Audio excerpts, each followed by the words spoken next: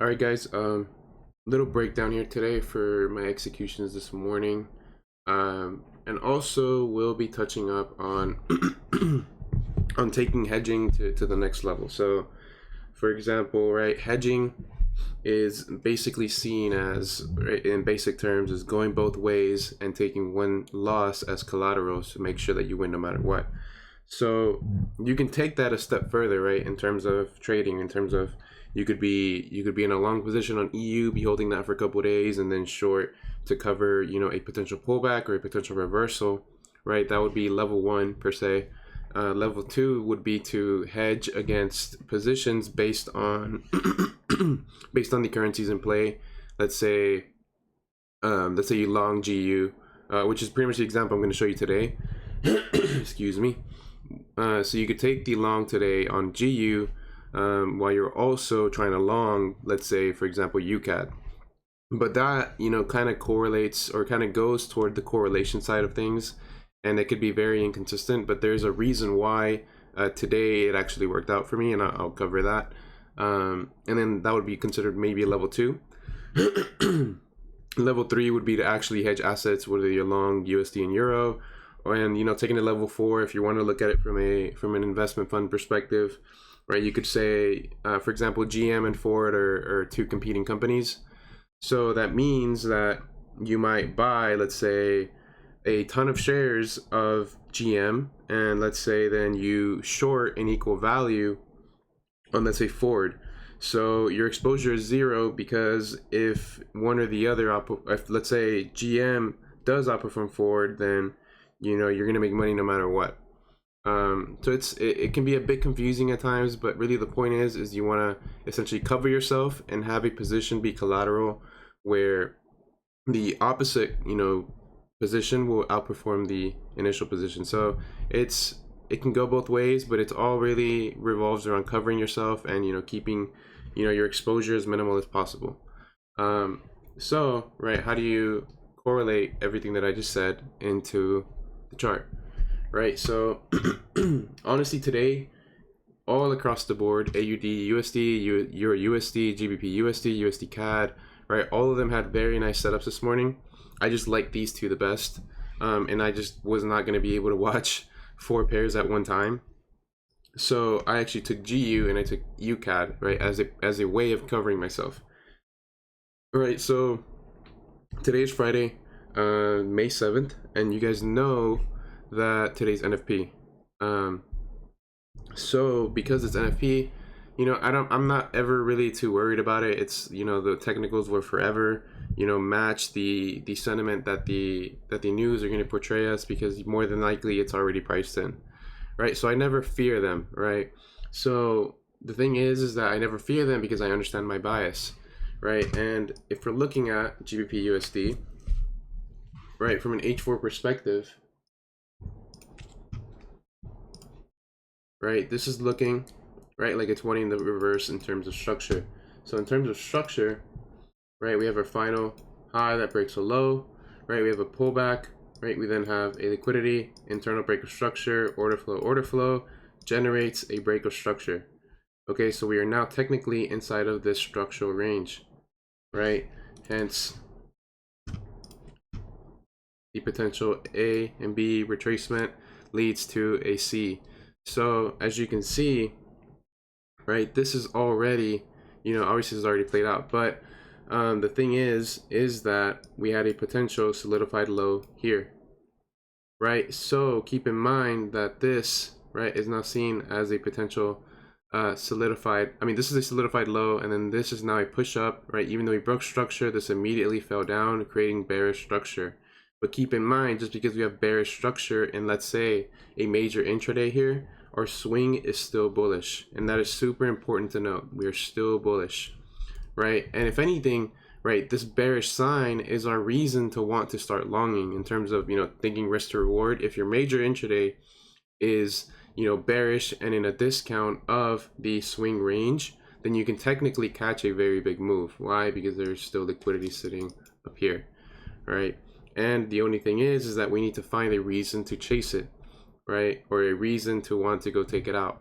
So as I'm studying this bearish range, I can now zoom in, right? Keep in mind we are bullish, right? This is potentially also reacting from a newly formed POI here, right? As you can see, right? So even though this is bearish, this is momentum, very strong momentum, and that catches my eye. That always catches my eye is momentum, right? Because this momentum, right, breaks through a turbulence point.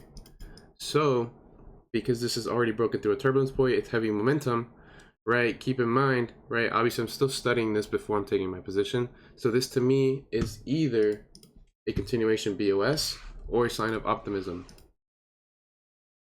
right?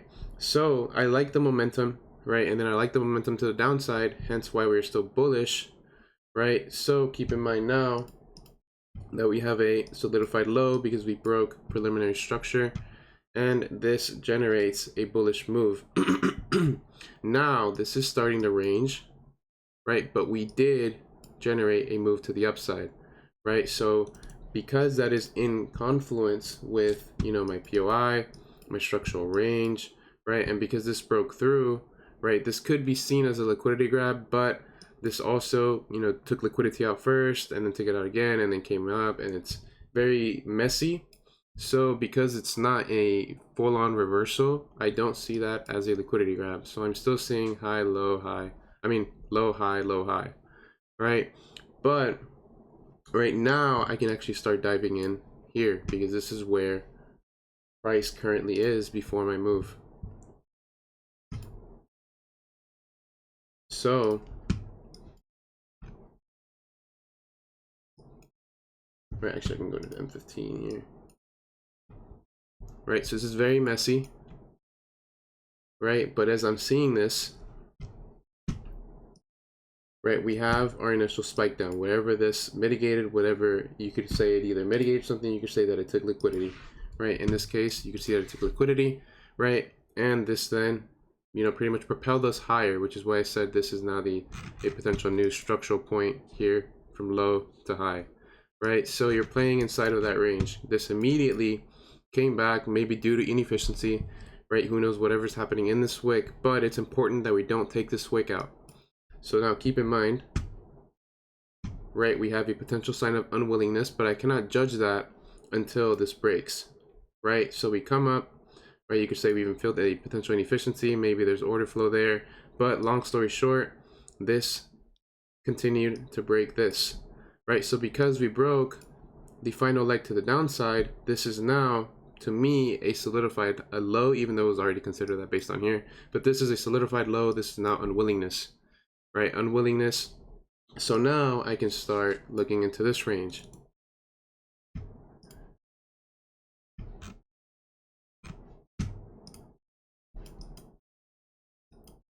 Right, so keep in mind we have a low, high, low, high, low, high, break of structure, low, continuation BOS that led to another move. So this is a very important low to me, right? So we have another one here. We go low, high, low, high, low, high, low. This also breaks structure, and this is another solidified low, right? But this solidified low generates an immediate high, right? Because this is as impulsive as it is, I would rather like to see this take full structure out to avoid any confusion. Oops, sorry about that. Anyways, right, this did not fully take out our high. This is now becoming very alerting to me. But keep in mind, this is my solidified low. So my bias is not invalidated until here, right? But here's the confusing part, is this, right? This is confusing because we have a solidified low that creates a high. Then we have another low that, you know, pretty much has unwillingness, right? And then this has a continuation BOS, unwillingness, break of structure to the downside, right? Keep in mind, this entire time, bearish momentum is, bearish volume is slowly diminishing, but this is not clear enough for me, right? So as we're looking at our full range, right, I am still bullish. Why? Because we've already invalidated this. Because we invalidated this previous high, I'm looking at my lows, I'm looking at my low, and I'm looking at my high, right? So from a continuation aspect, this already failed before my session, okay? So this could be seen as collateral, as liquidity, right? Because this is a very important low. This could be seen as liquidity of the full range, right? Because keep in mind, I'm referencing the full range on the entire picture from H4, H1, and 15, right? All my structural levels. So, right, I'm looking at this now, right? And even though this broke, our full leg here is actually, right, in discount. So the thing is I have to look for POIs, right? I will only play this type of scenario based on POI reaction. So, right, there's POI 1. And keep in mind, I am trying to play all of these POIs as long as they give a proper scenario, right? And then there's POI number 2. Right, this wouldn't be another POI to me, right? Because this looks like it was already mitigated there potentially, right? So the issue here now is the reaction at play, right? So let me actually get the pricing my exact entry. Okay, it was here. Perfect, I know. Right, so I'm studying the reaction inside of my time frame that I'm wanting to trade it, right? So, right, I know that either I need to play a reaction off of here, or maybe you could dip lower and there could be another potential POI here because there is another candle here. This could be where order flow incited, right? Whereas here, you know, is also another good possibility because we have liquidity charging, and then this one could also have liquidity charging, but I cannot assume that until, you know, we touch down here. So I have to play based on reaction, right? And as you can see,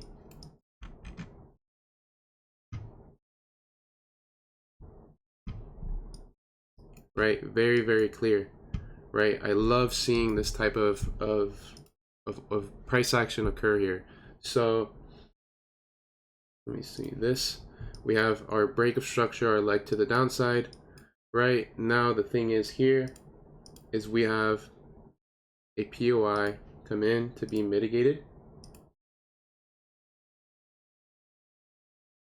Right there. A POI was mitigated, now came lower, created a liquidity grab.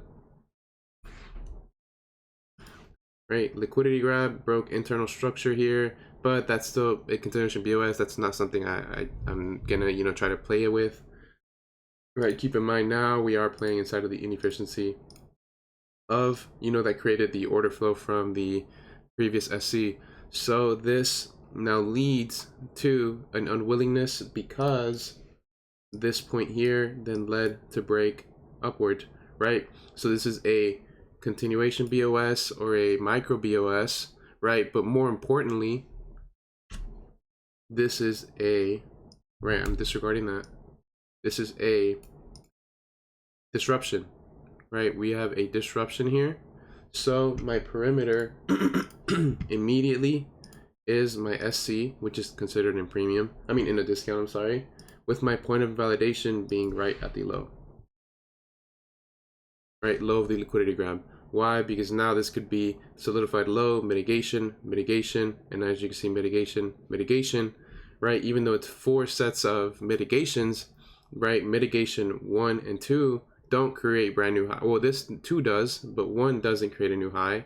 This one creates a new high, right? Which is still considered a bearish leg, high, low retracement, right? But then mitigation here, which is actually a more conservative entry, right, generates a new high. This signifies strong bullish order flow, right? And then this would be another conservative entry. So as you can see, there was a ton of opportunity here that generated bullish movements, right? So this is my position here.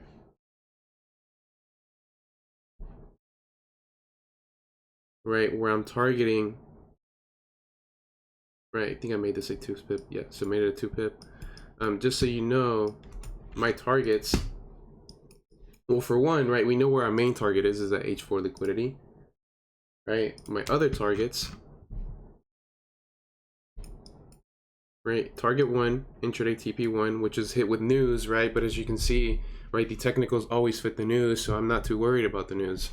Already a 1701, right? Where intraday TP2, right, is where we fully break structure here, which creates a 24-1, right? Whereas the next target would be the first swing target up here, because this is our final swing leg to the downside that we were talking about earlier in the video, right? And this solidifies, because we broke this, solidifies our bias, gives me a reason to hold, right? And now currently a major target is up here, right? Which hasn't hit yet, but it should within, you know, honestly the next couple days. You know, I know market's closing in a couple of hours, so this could, you know, lead to that. But keep in mind, right, I'm giving you this entire GU example, but this is not the important part of the video, right? Keep in mind when this is happening, when my entry is occurring. And we're going to go to the exact same time. Right, so my entry was at 7:16. We're going to go to the exact same time at this UCAD that I was looking at. Right, because the move... Right, so after I saw news come into play, I'm actually going to go to the M5. Once I saw that the news, you know, had already played in, right, I'm looking to see if I can hedge against GU, maybe from a different pair, right? So I could have easily tried to hedge a sell-off of GU, right? But I like this a lot more, right? Something I like here,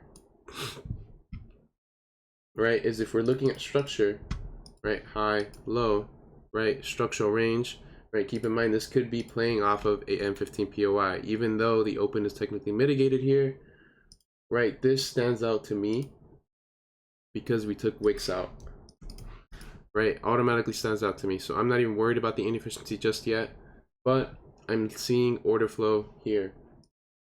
So I'm seeing order flow come into play right here, right, where we kind of mitigated or kind of took the grab the next wick immediately after that, and then we saw it push up.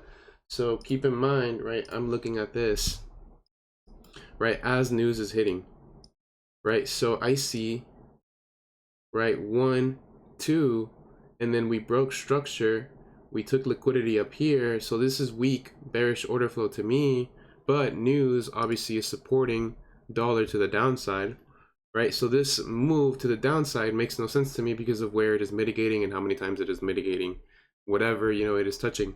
So, right, as I'm looking at M15, while this wick is happening, right, I like to see this. I see here that is a solidified low because we just took out structure points there, right, on top of the fact that it could be mitigating something in this candle, right? So I'm going to look inside of here.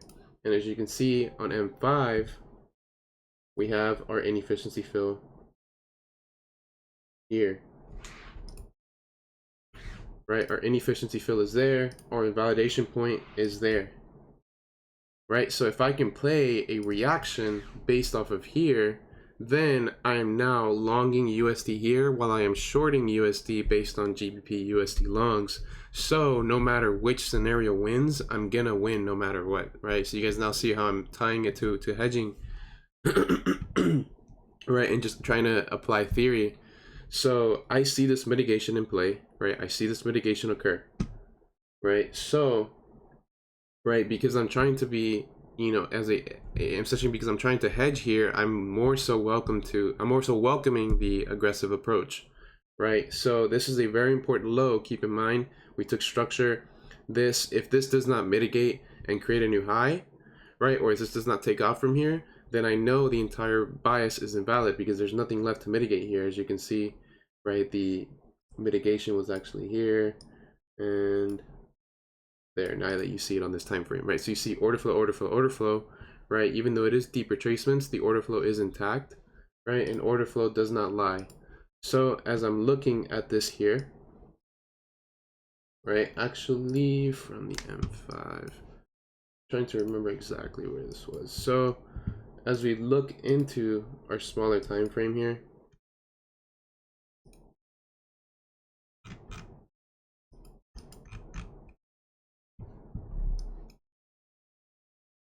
right, something I love to see here, I see reaction, or I see solidified low, right? I see reaction, right, that disrupts the bullish move to the downside, right? 2, right, once we're seeing the final correction lower, I'm seeing a diminishment in bearish volume, right? 3, there is any inefficiency in play, right? So as soon as we top this open, because we are also inside of a discount, right? Let's see, my point of validation would be at the low of this candle here.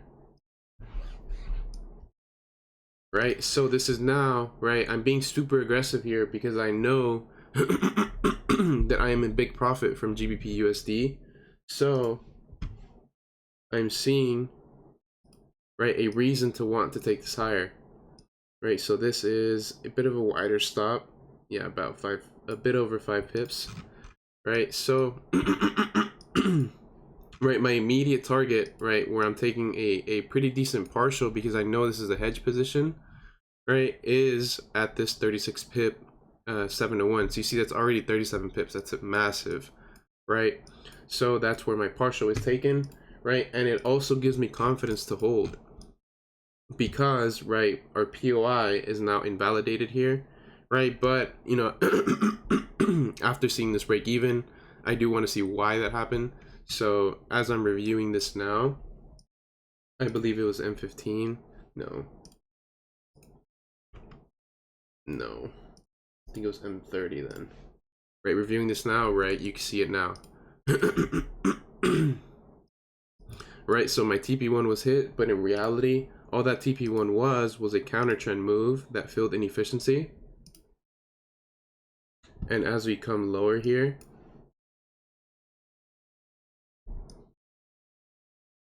right, disregarding this first, right, you see bullish order flow is still in play because, right, you see this mitigation breaks through wicks, and these wicks are actually structure points on a smaller time frame potentially. Right, as you can see, pushes down. You can even see this probably on the 15-second, I'm sorry. Right, so you see high, low, push up, right? Bullish order flow, I'm sorry, is still in play because you see mitigation. Then you see reaction here. That is still, you know, hits TP1. This is your break even, potentially partial 1. And this also breaks through a POI. So this breaks through a POI, right? Comes back into another potential SC, right? But the thing here is that this could be seen as either a potential break of structure or it could be seen as a liquidity grab, but it wasn't a liquidity grab because the preliminary leg was not taken out. So right, bullish order flow still in play, but this is now super messy here. Weak order flow. This now is just pushing. It's maybe reaching for something, right? But as you can see, it's super messy. And as we go back to M1, right, this mitigation didn't really make sense to me, so I'm still holding, right? But keep in mind, we do have a solidified low here, so your stop loss could easily be tracked there. Right, but inevitably this, you know, whatever this mitigated generated a new push to the downside. We came back up and then we continued lower, right? But this is okay. I'm willing to take this break even though I already partialed out, because at the end of the day, the real move was this, right? So I know that if either USDCAD would have, you know, that would have been the bottom of the week maybe, or the bottom of the day, right? I would have been able to hold that a very big chunk, because obviously, as you know, if you look at the UCAD chart, especially on the daily, it's been extremely bearish in terms of it's been fully bearish. So I know that either way I'm gonna win. Right now the picture is clear that I made a good decision in hedging against GBPUSD instead of maybe trying to force a hedge here, a sell off here with a potential TP1 being here, right? So it's the same thing. You could have gone about this many different ways, but I showed you that, you know, there is no specific way.